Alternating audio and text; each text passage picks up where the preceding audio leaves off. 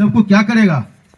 परमेश्वर अगर हमारे जीवन में जब आते हैं तो परमेश्वर पिता जो हमारा माली है वो क्या करेगा? छटनी शुरू करेगा ना। इसके अंदर में थोड़ा सा क्या आ गया? अहंकार आ गया, इसको थोड़ा घमंड आ गया, इसको थोड़ा दो पैसा मिल गया है तो पैसा का घमंड है, हाँ, इसको सुंदरता का घमंड हो गया, हाँ, इसको ये तरह तरह की बातें हैं। और जब इस तरह से आते हैं तो क्या होता है? कैसे छांटते हैं? हमारे जीवन में कुछ परेशानी आ जाएगा। हमारे जीवन में कुछ कैसे आएगा परेशानी? हाँ? कभी हम बीमार हो जाएंगे। परमेश्वर का छड़ी क्या है? प्रभु ने पहला कुरिन्थी 11 अध्याय और उसका 32 में देखिए क्या लिखा हुआ है। पहला कुरिन्थियों के पत्र 11 अध्याय 32 पद देखिए तो जल्दी से भाई, बाइबल पढ़।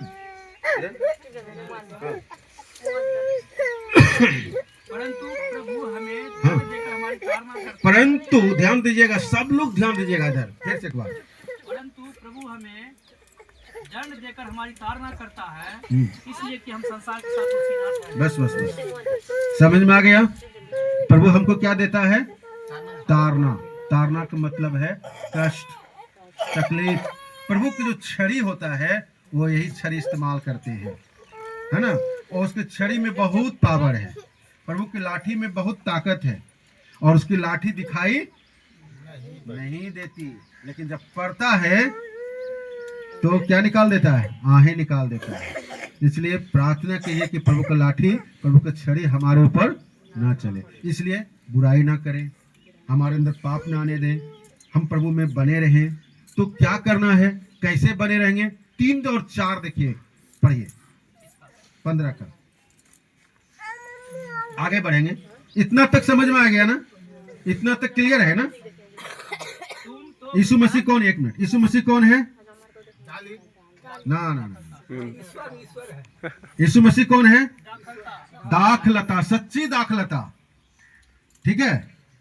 पिता कौन है? किसान। पिता माली है, किसान है। पिता कौन है? किसान। ये दाखलता को देखभाल करने वाला, लगाने वाला, ठीक है। ये दाखलता जो है उसको देखभाल करने वाला।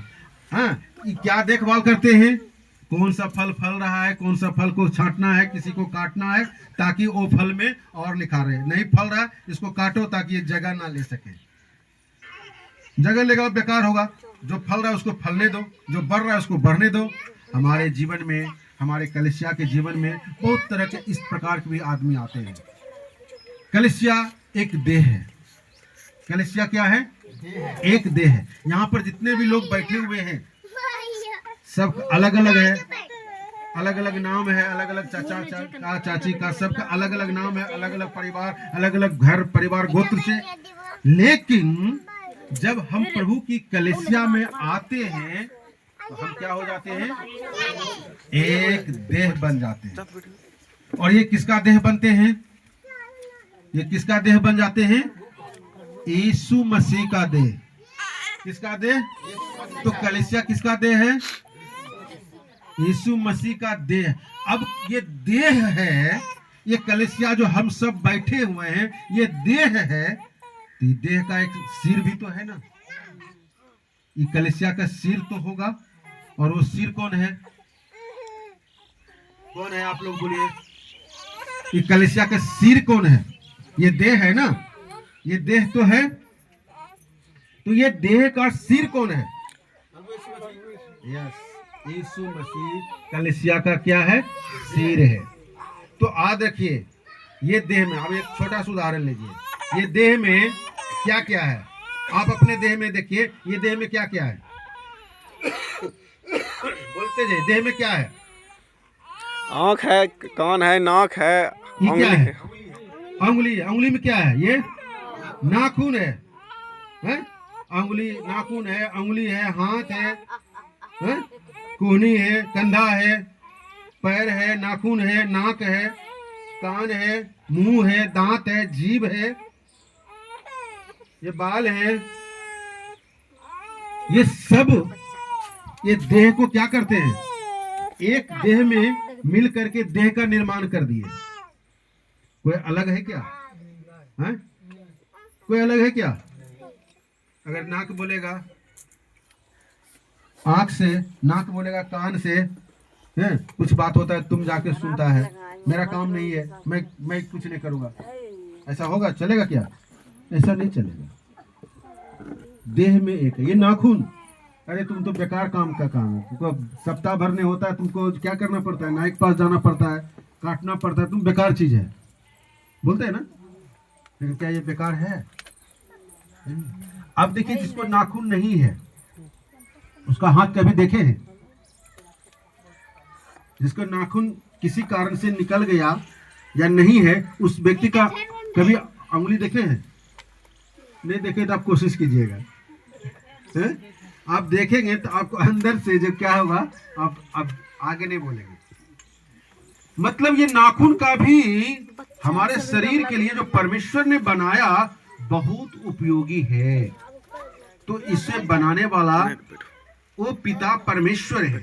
तो ये देखते हैं कि हमारे जीवन में ठीक ये जो 15 अध्याय मनन कर रहे हैं आज, इसमें कहते हैं कि यीशु मसीह जो दाखलता है, इसको देखभाल करने वाला पिता है। और वो पिता का काम है कौन फलता है, कौन फल नहीं देता है। जो फल नहीं देगा उसको काट देंगे, और जो फल देगा उसको सिस्टम के साथ, मेरा प्यार के साथ उसको क्या करेंगे, छांटेंगे, ताकि वो और फल लाए। तो हमारे जीवन में 3 बातें हैं करने के लिए। क्या है? परमेश्वर का क्या क्या क्या 3 बातें हैं? प्रार्थना हमारे जीवन में जरूरी है। क्या है? वचन, ये जो वचन हम पढ़ते हैं ये जरूरी है, बाइबल रखे हैं लेकिन वचन हमको पढ़ना है। तो पहले है प्रार्थना, दूसरा है वचन, और तीसरा यीशु मसीह ने भी बोला है। मालूम है क्या बोला? ये अध्याय के अनुसार बोल रहे हैं। क्या बोला? मेरा सबसे बड़ी आज्ञा क्या है? हैं? अपने प्रेम। ठीक है, तो प्रभु ने हमें सिखाया प्रेम करने के लिए, अहंकार के लिए नहीं, जलने के लिए नहीं, ईर्ष्या करने के लिए नहीं तो अगर ऐसा करेंगे तो पिता है जो हमें देखभाल करता है, वो क्या करेगा? छांटेगा नहीं, काट देगा, और हम कुछ नहीं कर सकेंगे। 3 और 4 पद थोड़ा आप देख लीजिए, थोड़ा आगे बढ़ते हैं क्योंकि हमको पूरा आप लोगों को बताना है। तो इस वचन के कारण हाँ, जो मैंने तुमसे कहा है शुद्ध हो, तुम मुझ में बने रहो। 15 अध्याय के ये चौथा पद इस अध्याय का 15 अध्याय का सबसे मुख्य पद है। 15 अध्याय का चौथा पद सबसे मुख्य पद है। क्या कहा है? मैं एक बार और आप लोगों के लिए पढ़ता हूँ, ध्यान दीजिएगा। कहता है तुम मुझ में बने रहो। तुम कौन है? मैं और तुम कौन है? डाली। वेरी गुड, पकड़ लिया। आप लोग भी पकड़ना है कि नहीं? मैं और आप कौन है? डाली। अभी 4 पद में कहता है डाली मुझ में कौन है? ये मुझ कौन है? मुझ में कौन है? यीशु मसीह। मुझ में कौन है? यीशु मसीह। कहता है डाली यीशु मसीह में बने रहेगा तो, और मैं तुम में, यानी यीशु मसीह हम में और आप में। समझ में आ गया खुल के? यानी कहता है आप अगर डाली के साथ, यीशु दाखलता के साथ बने रहेंगे तो क्या कहता है? जैसे डाली यदि दाखलता में बनी ना रहे तो अपने आप से नहीं फलती, वैसे तुम भी यदि मुझ में बने ना रहो तो क्या कहता है? ना रहो तो नहीं फल सकते। तो ये बहुत जरूरी बात है। हमें किस में बन के रहना है? यीशु मसीह में बन के रहना। दाखलता यीशु मसीह और डाली में, उस दाखलता में हमको बन के रहना है। अभी जो सखाए दिखाए ना, उसमें अगर नहीं रहेंगे तो हम बेकार हो जाएंगे, कुछ कर नहीं पाएंगे। तो यीशु मसीह में हम जब ये हाथ, ये कली है, हमें ये बन के जुड़ के रहना है। ये कलीसिया में हमें जुड़ करके रहना है, और ऐसे करके रहेंगे तो हमारे जीवन से, ये कलीसिया के जीवन से और भी आत्मिक फल मिलेगा। अब आ गए हम फल की बात पर। फल क्या मिलेगा? क्या फल मिलेगा? अंगूर, आम, क्या फल मिलेगा? वचन तो है, प्रार्थना और वचन तो, अब फल मिलना है। फल क्या मिलेगा? है? आत्मा, आत्मा का फल है। वो क्या है? जब आप कलीसिया में प्रेम के साथ आगे बढ़ेंगे, उन्नति करेंगे, आप अपने घर में ये प्रेम को जब लेके जाएंगे, आपके घर के लोग आपको देखेंगे, आपको नोटिस करेंगे, अरे ये बाबा दिन भर तो ताशे पर बैठता था, ये अंकल, अरे इसका तो ये वो पैर कहाँ रहता था, क्या बोलते हैं उसको, शराबे खाना में रहता था, जो भी कमाता था आधा पीता आधा, इसका जिंदगी तो बेकार का जिंदगी था, दारू पीने वाला, ताश खेलने वाला, नशा करने वाला, गाली गलौज करने वाला, इसके जिंदगी क्या कोई। लेकिन जब हमारा जीवन को लोग देखेंगे, वो जीवन जब बदल गया, जीवन को देखेंगे, तो भाई ये व्यक्ति पहले कैसा था, अभी ये व्यक्ति ये कहाँ जाता है भाई, नोटिस करेगा, ओ चाचा, ओ फलना बाबू की बात है, आजकल देखिए जो तोरे जीवन में बड़ा परिवर्तन हो, तो जीवन के पूरा सिस्टम में बदल गया छू। पहले तो हाँ बाबू, उसको मौका मिल जाता है अपनी जिंदगी के बारे में बताने के लिए। वो जिंदगी में, उसके जिंदगी में कौन है? आंटी लोग, बहन लोग, भाई बोलेंगे, उसके जिंदगी में कौन है? यीशु मसीह। Very good. उसके जिंदगी में कौन है? वो यीशु मसीह को बताना शुरू करता है कि वो प्रभु है हमारे अंदर में, जो हमसे प्रेम करता है, जो हमें कहता बेटा मैं तेरे अंदर में क्या कर रहा हूँ, वास करता हूँ, मैं जब तेरे अंदर में वास कर रहा हूँ, मेरा जीवन वो प्रभु ने बदल दिया। जो प्रभु मेरे अंदर में वास करता है, तो मैं कैसे शराब पीऊंगा, मैं कैसे सिगरेट पीऊंगा, मैं कैसे गुटखा खाऊंगा, मैं कैसे गाली दूंगा, क्योंकि वो हमारे अंदर में, हमारा जिंदगी बदल गया। अब हम गलत काम नहीं करते, ताश नहीं खेलते, जुआ नहीं खेलते, बेकार की बातें नहीं करते, समय मिलता है क्या करते हैं? बाइबल पढ़ते हैं, नहीं तो प्रार्थना करते हैं। किसके लिए? किसके लिए प्रार्थना करते हैं? कलीसिया के लिए, कलीसिया के भाई के लिए, कलीसिया में बीमार भाई बहन के लिए, अपने परिवार के लिए, अपने पड़ोसी के लिए, अपने देश के लिए, अपने गांव समाज पंचायत सबके लिए कि तरक्की करे, उन्नति करे। मैं बचा, वो भी बच जाए। मैं, प्रभु ने मुझको बचाया, प्रभु उनको भी बचाए। ये है फर्क। यही उन्नति हमें जब दूसरों के सामने लाते हैं, कहता वो भी आने शुरू करता है, उसको भी मौका मिलता है यीशु मसीह को जानने का। इस प्रकार से हम उसको फल को, आत्मा के फल को हम कहाँ ला सकते हैं? कलीसिया में हम ला सकते हैं। और इस प्रकार से हम कलीसिया और भी आत्मिक उन्नति में बढ़ेंगे। ये आत्मिक फल, आत्मा का जो फल है, ये क्या है? आत्मा का जो फल है वो क्या है? प्रेम। 9 फल है, आत्मा का 9 फल है, गलातियों की पत्री, हाँ गलातियों की पत्री 5 अध्याय और उसका 22 पद में लिखा है, पढ़ लीजिए भाई। देखिए, प्रेम है, आनंद है, शांति है, धीरज है, कृपा है, भलाई है, विश्वास है, नम्रता, हाँ संयम। तो कम से कम ये आत्मा का फल, प्रेम, विश्वास, नम्रता, ये सब जब आते हैं कहाँ से आ रहा है? तो वो कहता है कि हम मसीही प्रेम में, यानी हमारा जो कैरेक्टर है, मसीह का जो चरित्र है, वो बढ़ता जाए। परमेश्वर हमारे अंदर से किसकी महिमा होते रहेगा? उस परमेश्वर का महिमा होते रहेगा। और अगर ये कब संभव है? जब हम प्रभु में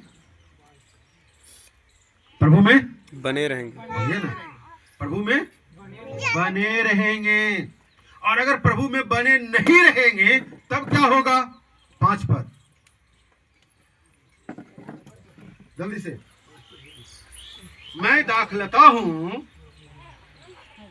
तुम डालियां हो, जो मुझ में बना रहता है और मैं उसमें, वह बहुत फलता है, क्योंकि मुझसे अलग होकर तुम कुछ भी नहीं कर सकते। देखिए 5 पद एकदम क्लियर करता है, तुम मुझसे अलग होकर कुछ नहीं। हम कलीसिया के जीवन से अलग होकर कुछ कर पाएंगे क्या? कलीसिया में हैं, अगर कुछ भी होता है तो हमारा भाई है, बहन है, हमें देखने के लिए आते हैं, हमारे लिए प्रार्थना करते हैं, हमारा हाल समाचार करते हैं। कोई है क्या? हमारे लिए दुआ करते हैं, अपने यहाँ, हमारे पास यहाँ, अपने घर में प्रार्थना करते हैं, जब तक कि हम अच्छे ना हो जाए। देखिए कितनी बड़ी बात। और अगर हम अलग हो जाएंगे तो कोई देखने के लिए आएगा? क्या हाल में है, कैसे हैं, बेड में पड़े हैं, कोई पूछने वाला नहीं।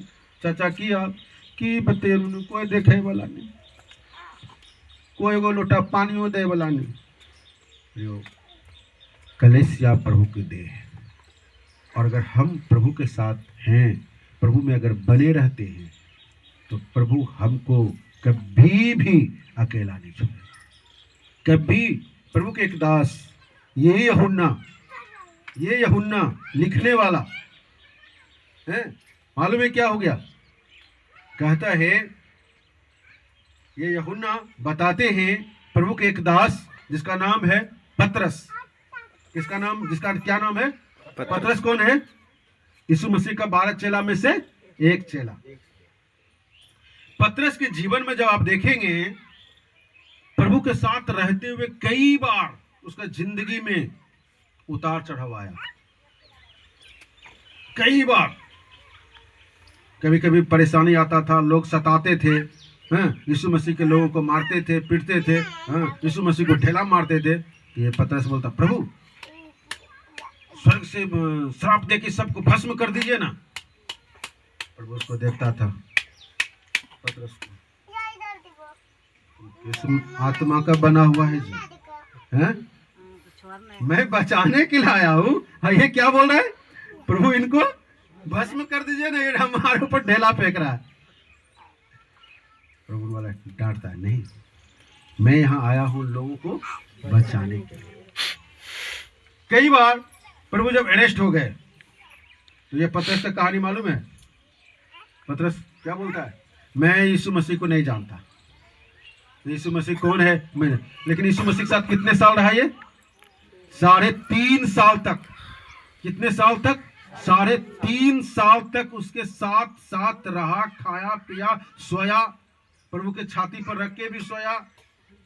लेकिन अभी जब प्रभु पकड़ लिया गया, अरेस्ट हो गया, पतरस बोलता कि मैं इसको जानता नहीं हूँ। 2 बार एक लेडी साल, अरे तू भी तो उसके, अरे नहीं, मैं उस व्यक्ति को नहीं जानता, कौन है यीशु फिसु हमको नहीं मालूम। तुरंत पीछे पीठ दिखा दिया। देखिए, एक बार में 3 बार। इसके बाद यीशु मसीह को क्रूस पर चढ़ा दिया। यीशु मसीह मर गए, कब्र में दफना दिया गया। अब तो यीशु मसीह का खेला खत्म। यीशु मसीह कहाँ है? मिट्टी में, कब्र में। अब पतरस बोलने लगा, अब क्या करेंगे रे भाई? यीशु मसीह में आने से पहले तो क्या करते थे? क्या करता था इस पतरस? मछली मारता था। आप लोग क्यों बोलते हैं? यही दोनों भाई बोल रहे हैं। मछली मारता था। क्या करते थे अंकल? मछली मारने वाला था, एक अच्छा मछुआ था। अब पतरस बोल रहा है, भाई हम तो मछुआ मारने वाले हैं, हमको तो खेत में काम भी नहीं करने आता, रोड में भी काम नहीं करने, मैं ऑफिस कलम तो जाता नहीं हूँ, मैं क्या करूँगा? मुझे तो एक क्यों काम आता है, क्या? मछली पकड़ने वाला काम आता है। मैं तो अब यीशु मसीह तो थे तो बड़ा मजे था, खाना मिलता था, रहते थे, घूमते थे, जो भी जरूरत होता यीशु मसीह क्या कर देते थे? सब कुछ, बोलो ना भाई, पूरा करते थे। सब कुछ पूरा कर देते थे। अब तो यीशु मसीह कहाँ है? कब्र में, मर गए। अभी क्या करेंगे? अभी क्या करेंगे? कोई काम नहीं। अब कहीं खाने, पेट तो चाहिए ना, पेट को भोजन चाहिए ना। अब क्या करेंगे? ये हो ना, मैं जा रहा हूँ मछली मारने की। अरे भाई पतरस रुक, मैं यहाँ बैठ के बेकार क्या करूंगा? मैं भी आ रहा हूँ। उधर से फिलिप्पुस बोल रहा है, भैया मैं भी आ रहा हूँ। अंद्रयास बोल रहा है, अरे भाई बड़े दादा मैं भी आ रहा हूँ। धीरे धीरे सब कहाँ चले गए? मछली मारने के लिए। एक अच्छा मछुआ था, रात भर क्या किया उसने? मछली मार। आप देखें कोई अगर मछली मारने वाले में से होंगे तो मछली का सही टाइम कितना होता है? सुबह में, सॉरी रात में। रात में मछली पकड़ते हैं, सुबह नाव लेके डोंगे पर निकालते हैं, आते हैं। पतरस रात भर जाल मछली मारा, सारा हथगंडा अपना लिया। सुबह क्या कर रहा है? जाल को धो रहा है, एगो पोठिया भी नहीं मिला। यीशु मसीह सुबह सुबह पहुंच गया। और जब पढ़ेंगे यही यूहन्ना 21 अध्याय में, आखिरी अध्याय में, वहां पर कहते हैं यीशु मसीह आग पे मछली और रोटी बना के, कुछ मछली रोटी बनाया और कुछ मछली को सेक रहे थे। उसके बाद आवाज दिया, अरे बच्चे लोग आ जाओ, कुछ है तुम्हारे पास क्या? बोला, अरे भाई मेरे पास तो रात भर मछली मारा, परेशान हो गया, कुछ भी नहीं है, एगो पोठिया भी नहीं है। अरे एक भी नहीं पकड़ा। अच्छा ठीक है, जाल के दाहिने और एक बार डाल दो। क्या यार, मैं इतना अच्छा मेहनत करने वाला, अच्छा कुशल मछुआरा हूँ, एक भी मछली नहीं पकड़ा है, अभी तुम फिर हराम दे जाल ढो लिया है भाई, अब मुझसे नहीं होगा। अरे एक बार तो, अच्छा ठीक है, फिर भी आपके कहने से मैं एक बार जाल फिर डालूंगा। और जब जाल डाला तो क्या देखा? मछली इतनी आया कि जाल फटने लगा। तुरंत पतरस क्या किया? बोला, ये तो प्रभु है। ये कौन है? ये तो प्रभु है। क्योंकि यीशु मसीह आने से पहले यही घटना पतरस के जीवन में हुआ था। सेम घटना अभी हो रहा है। और पतरस ने तुरंत पानी में छलांग लगा दिया, कूद गया। क्यों? शर्म से, क्योंकि वो नंगा था, चड्डी पहने हुआ था। मैं प्रभु के सामने में इस रूप में कैसे जाऊंगा? पर याद रखना, आप और हम प्रभु के सामने में कैसे बैठते हैं। पहली बात, प्रभु के, क्योंकि यहाँ पर उपस्थित प्रभु है, प्रभु के सामने में कैसे बैठते हैं, प्रभु के सामने में कैसे कपड़ा पहनते हैं, प्रभु के सामने में हमारा कैसा बोली है। क्यों? कौन देख रहा है? परमेश्वर देख रहा है। पतरस जब इस बात को नोटिस किया, उसने तुरंत क्या किया? लज्जा को बचाने के लिए पानी में छलांग लगा दिया। मैं इस रूप में प्रभु पास कैसे जाऊं? वो तुरंत दोस्तों से बोला, मुझे कपड़ा दो। फिर वो तैयार होके बाद में प्रभु ने उनके लिए रोटी और मछली सेक के रखा था, चेलों को खिलाया। मरने के बाद खिला रहा है। यीशु मसीह 3 दिन के मर गया और जी उठा, उसके बाद ये रोटी खिला रहा है। याद रखना, कोई भूत रोटी बना के खिलाएगा? कहता है उसको आग से डर लगता है। लेकिन हमारा प्रभु यीशु मसीह भूत नहीं है। भूत को क्या नहीं होता है? हड्डी मांस नहीं होता है। लेकिन हमारा प्रभु जिंदा परमेश्वर, आज भी वो जिंदा है, वो स्वर्ग में है। वो आपका और हमारे हर एक आवश्यकताओं को क्या करते हैं? पूरा करते हैं। तो यहाँ वचन 5 में क्या लिखा हुआ है? एक बार फिर से पढ़ना भाई। आओ यहाँ, मैं चाहता हूँ तुम डालियाँ हो जो मुझ में बना रहता और उसमें वह बहुत फल लगता है। ऊपर से तुम मुझसे अलग होकर कुछ भी नहीं। यहाँ बैठो। हाँ। तुम मुझसे अलग खोल के होकर, बैठो हे उधर। डाली, डाली कौन है? आई, आप और हे डाली, तुम मुझसे अलग होके कुछ भी नहीं कर सकते। तुम अपनी ताकत आजमा रहे हो, बुद्धि का इस्तेमाल कर रहे हो। हम खूब पढ़ रहे हैं, हमको नौकरी मिल ही जाएगा, हमको क्या दिक्कत है? लेकिन प्रभु कहता है नहीं, तुम मुझसे अलग होके कुछ भी नहीं कर सकते, बिल्कुल नहीं। अभी मैंने पतरस को सुना दिया, एक और सुनाता हूं। पौलुस को सुना है क्या? पौलुस का नाम कितने लोग सुना है? सुना है तब आगे बढ़ेंगे, नहीं तो दूसरा रूट में घूम जाएंगे। पौलुस का नाम कौन कौन सुना है? कौन है पौलुस? कोई नहीं सुना है? ठीक है, हाँ सुना है। सुना है ना, लेकिन भूल, तो यहाँ भूल नहीं रहने देते। फिर कभी प्रभु मौका दिया तो पौलुस को छेड़ेंगे, ठीक है? आप लोग अगर बोलते तो मैं इसलिए जाता। हाँ ठीक है, आगे अभी क्या कह रहा है? मैं पौलुस को छोड़ के जा रहा हूँ, ठीक है? प्रभु मौका देगा तो फिर पौलुस के विषय में बताएंगे। पतरस प्रभु के बिना एक भी मछली को, पतरस कैसे गया था? मैं जा रहा हूँ मछली मारने। किसके बिना गया था? प्रभु के साथ में गया था, प्रभु के ले गया था। जब वो प्रभु के साथ था किसी चीज का घटी था? जीवन में कोई कमी था? कुछ भी कमी नहीं। लेकिन अभी वो उसके साथ प्रभु नहीं है। प्रभु को कहाँ वो छोड़ के गया था? बताइए ना। कब्र में। बहुत अच्छा अंकल। प्रभु को कहाँ छोड़ के गया था? कब्र। अरे प्रभु तो कब्र में है, अब मेरा रोजी रोटी कैसे चलेगा? प्रभु को छोड़ दिया था। लेकिन अगर वो प्रभु को साथ ले जाता, इतना दुख, इतना कष्ट झेलना पड़ता? कभी नहीं झेलना पड़ता। याद रखना, हमारी जिंदगी भी ऐसी है प्यारा। हम जब इस जिंदगी में चलते हैं, बहुत सारे कष्ट हैं, बहुत सारे तकलीफें हैं।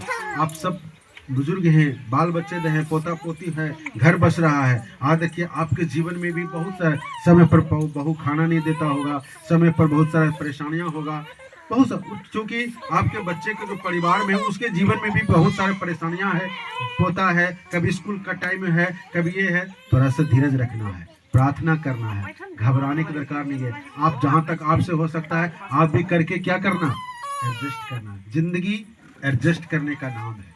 तो याद रखना, ये पारिवारिक जिंदगी में जब आप और हम हैं, बहुत सारा परेशानियां तो होती है, दुख होते हैं। मैं भी इधर आया, मुझे कल तक फीवर था, बुखार था, आज भी उतना अच्छा नहीं है।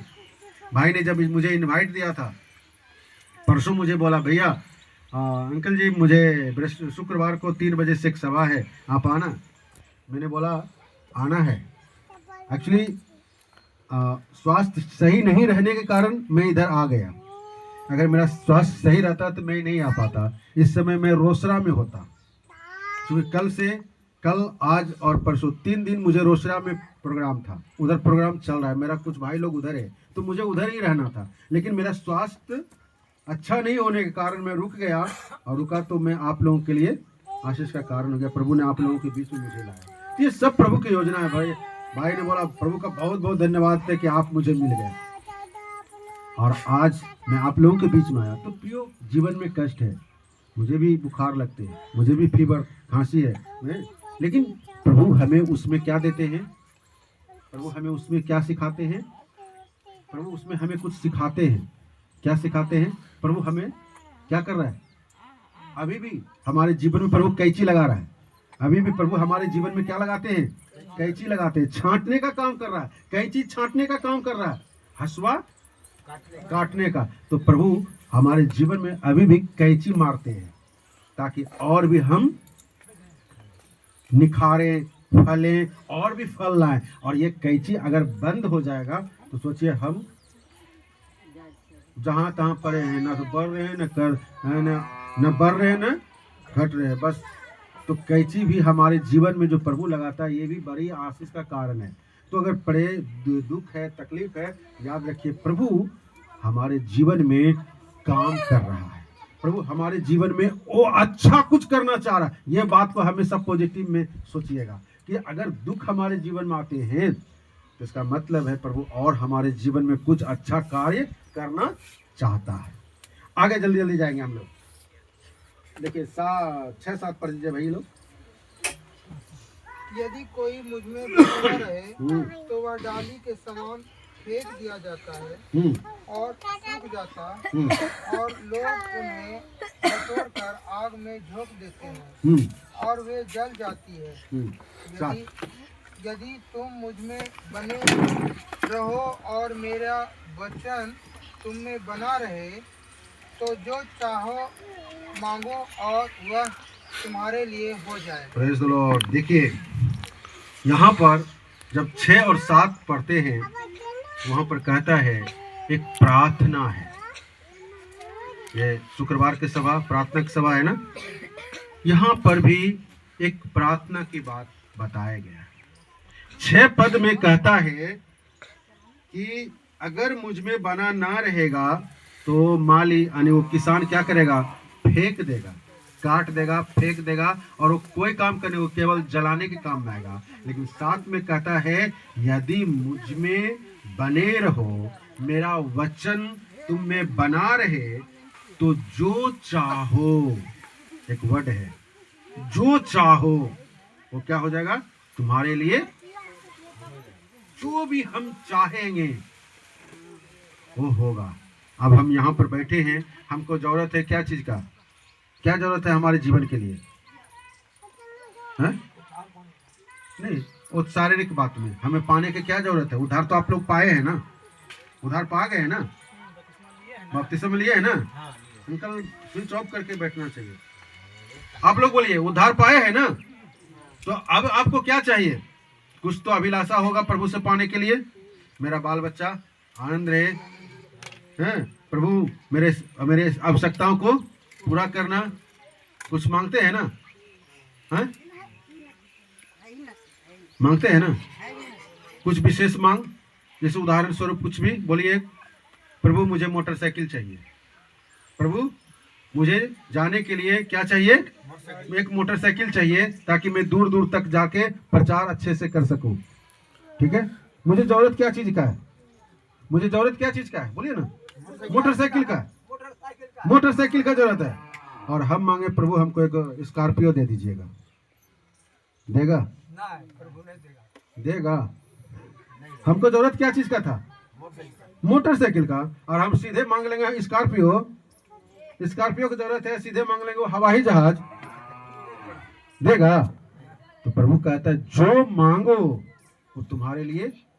तो हमारी आवश्यकता, हमारी जरूरतें क्या है, उसके लिए प्रभु से मांगिए। प्रभु कहता है बेटा मैं तुम्हारे लिए है। आगे कहता है कि मेरा वचन तुम में बना रहे। मेरा वचन का मतलब है परमेश्वर की आज्ञा, डिसिप्लिन। अब परमेश्वर की आज्ञा अगर हमारे जीवन में नहीं है, प्रभु का हम आदर नहीं करते हैं, तो जो मांगेंगे मिलेगा? मिलेगा? हम प्रभु का आदर ही नहीं करेंगे, उसकी आज्ञा को मानेंगे ही नहीं, और हम मांगेंगे तो सुनेगा? नहीं सुनेगा। और आप बोलेंगे प्रभु तो मेरी प्रार्थना सुनता ही नहीं है, प्रभु तो मेरे ऊपर ध्यान ही नहीं देता है। उसका जिंदगी में देखिए कितना प्रभु आशीष दे रहा है, और हमारा जीवन तो जहाँ के तहाँ पड़ा हुआ है। बोलते हैं ना कारण है, वो कारण ढूंढना है। क्या कारण है, क्या बात है कि प्रभु हमारी प्रार्थना, हमारी निवेदन नहीं सुन रहा है? वो प्रार्थना जो रुकावट है, वो रुकावट को खोजना है प्रभु। हाँ, वो रुकावट को जब आप कहेंगे प्रभु मुझसे ये गलती हो गया, प्रभु मेरे जीवन में ये बाधाएं हैं, प्रभु मुझे ये बाधाएं से बाहर कीजिए, तो पिता क्या करेगा? कैंची पिता क्या करेगा? वो बाधाओं को क्या करेगा? काट के निकाल देगा। फिर रुकावटें खत्म और आप फिर से आगे बढ़ेंगे। समझ में आ रहा है? समझ में आ रहा है? मेरी भाषा तो अपना भाषा है ना, हमें ज्यादा दूर का नहीं है। समझ रहे हैं ना? तो कैंची हमारे जीवन में जरूरी है, और कैंची नहीं लग रहा है तो सोचिए कि हम बढ़ नहीं रहे। कैंची भी हमारे जीवन का छटनी जीवन में होना है। जैसे फल का पेड़ है, वो समझ सकते हैं, जैसे फूल का पौधा है वो समझ सकता है, छांटते हैं तो और फूल उसमें से आते हैं। तो प्रियो ये बातों को याद रखिएगा। आगे कहता है 9 पद पढ़िएगा किसी कोई भाई को। जैसे मैं पढ़ता हूँ, जैसा पिता ने मुझसे प्रेम रखा वैसे ही मैंने तुमसे प्रेम रखा, और मेरे प्रेम में क्या करो? बने रहो। देखिए हर बात के पीछे कहता है बने रहो, मेरे प्रेम में बने रहो, मेरे वचन में बने रहो, मेरे संगति में बने रहो। मुझसे अलग होकर तुम कुछ भी। तो प्रभु के प्रेम में हमको क्या करना है? बने रहना है। प्रभु के प्रेम में जब हम बने रहेंगे, याद रखिए हमारा प्रभु यीशु मसीह का प्रेम कैसा प्रेम था? हमारा प्रभु यीशु मसीह का प्रेम कैसा प्रेम था? अगापे। इसका मतलब क्या है? अगापे प्रेम का मतलब क्या है? हाँ? अगापे प्रेम बहुत बताए ना, इसका मतलब क्या है? क्या है अगापे का? अगापे सुने हैं? ये ग्रीक वर्ड है, ये ग्रीक वर्ड है अगापे प्रेम। तो इसका मतलब क्या है? कभी खत्म होने वाला, कभी खत्म ना होने वाला प्रेम, निस्वार्थ प्रेम। इसके प्रेम में कोई लालच नहीं है, इसके प्रेम में कोई छल कपट नहीं है, एकदम साफ सुथरा वाला प्रेम। और वो प्रेम कौन किया? यीशु मसीह अपने आप को कलवरी क्रूस पर आपके लिए, हमारे लिए, संसार के सारे पापी मनुष्य के लिए अपने आप को कलवरी क्रूस पर अपना प्राण दे दिया। तो पिता का प्रेम है। और यीशु मसीह ने हमसे कैसा प्रेम किया? निस्वार्थ प्रेम। 13 पद पढ़िए, मैं बंद करने जा रहा हूँ। इससे बड़ा प्रेम किसी का नहीं कि कोई अपने मित्र के लिए प्राण दे। हाँ, देखिए ऐसा प्रेम है कोई? देखिए यीशु मसीह का प्रेम कैसा प्रेम था? यीशु मसीह का प्रेम कैसा प्रेम? हमारे लिए जान दे। अपने मित्र के लिए कोई किसी के लिए प्राण देगा? लेकिन यीशु मसीह अपने मित्रों के लिए प्राण देगा। उसका मित्र कौन है? उसका मित्र आप और हम हैं। हमारे लिए, आपके लिए प्रभु यीशु मसीह ने अपना प्रेम साफ लिखा है। इससे बड़ा प्रेम किसी का नहीं जो नहीं कि कोई अपने मित्रों के लिए अपना प्राण दे। कितना बड़ा ओ मित्र के लिए, आपके लिए हमें प्रेम कर दिया। तो इसलिए प्रियो याद रखना, हमें भी एक दूसरे से क्या करना है? 12 में कहता है मेरी आज्ञा यह है, जैसा मैंने तुमसे प्रेम रखा वैसे ही तुम भी एक दूसरे से क्या करो? प्रेम रखो। प्रियो याद रखना, हमें भी प्रेम करने की जरूरत है। क्यों प्रेम करना है? क्यों प्रेम करना है भाई? क्यों एक दूसरे से प्रेम करना है? बोलिए ना। क्योंकि प्रभु में हम बने रहें। क्योंकि प्रभु में हम बने रहें। हाँ, बोला ना, मेरे प्रेम में क्या करो? तुम बने रहो। अच्छा, और आप लोग भी बोलिए ना, क्यों हमें प्रेम करना? हाँ, क्योंकि प्रभु ने, पढ़िए 16 पद, देखिए ध्यान से सुनिएगा, सब वचन में है। तुमने मुझे नहीं चुना परंतु मैंने तुम्हें चुना और तुम्हें नियुक्त किया कि तुम जाकर फल लाओ और तुम्हारा फल बनावे। क्यों प्रेम करना है? क्यों प्रेम करना है? क्योंकि परमेश्वर ने मुझे चुना, आपने नहीं चुना। आप यहाँ पर जो आए हुए हैं, याद रखिए, आप सब जो आए हैं यहाँ पर, फर्स्ट जी 10 मिनट के बाद फोन करते, ठीक है? तो आप यहाँ पर अपने मन से कोई नहीं आए। प्रभु साफ रहते कहता, तुमने नहीं, मैंने। यीशु मसीह कह रहा है, तुमने नहीं, मैंने तुम्हें चुना है। क्यों चुना है? ताकि तुम मेरे प्रेम में बने रहो। क्यों चुना है? ताकि तुम मेरे संगति में बने रहो। क्यों चुना है? ताकि तुम आत्मिक उन्नति में बढ़ते जाओ। क्यों चुना है? आत्मिक उन्नति में बढ़ते जाओ। हाँ, और क्यों चुना है? ताकि हम दूसरों के लिए आशीष का कारण बन सके। कहता है, तुमने नहीं, मैंने तुम्हें चुना है और तुम्हें नियुक्त किया है। किस लिए नियुक्त किया है? ताकि जाओ फल लाओ, आत्मा का फल। लोग तुम्हारे गवाही को, तुम्हारे जीवन को जब देखे तो कहे, अरे इसके जीवन में क्या बदलाहट आ गया, प्रभु ने इसके जीवन में क्या काम किया, क्या बात है, वहां जाके क्या सीखता है। प्रियो, जब हम प्रभु के साथ जब चलते हैं तो याद रखिए, प्रभु कहता है, बस बेटा बने रहो, एक वर्ड, मुझ में बने रहो, उसके संगति में चलते रहो। और जब हम उसके संगति में चलेंगे, जिंदगी में कई मुसीबतों तो आएंगे, लेकिन वो नैया वही पार लगाएंगे। प्रभु इन वचनों के द्वारा हमको आशीष दे, परमेश्वर के नाम की महिमा हो। तो बस बता, हमको नहीं, चवासी हमको नहीं, मैं बोलने वाला नहीं हूँ, मेरे द्वारा प्रभु ने मुझसे बोला है, इसलिए प्रभु को महिमा दे, ताली दे। तो मैं, दाखलता कौन है? यीशु मसीह। दाखलता कौन है? मालिक कौन है? पिता। मालिक कौन है? डाली कौन है? हाँ, कौन बोला मैं? फिर से दाखलता कौन है? बहन लोग बोलेंगे, अभी भाई लोग नहीं बोलेगा, बहन लोग बोलिएगा। दाखलता कौन है? मालिक कौन है? पिता। और डाली कौन है? विश्वासी। हम लोग मतलब विश्वासी। अंकल लोग पूछे कि हो गया, तो याद रखिए, कहता है, मुझसे अलग होके बेटा तुम कुछ भी नहीं करोगे। प्रभु सहायता करें। आइए हम लोग एक गीत गाएंगे, उसके बाद प्रार्थना एक साथ समाप्त करेंगे।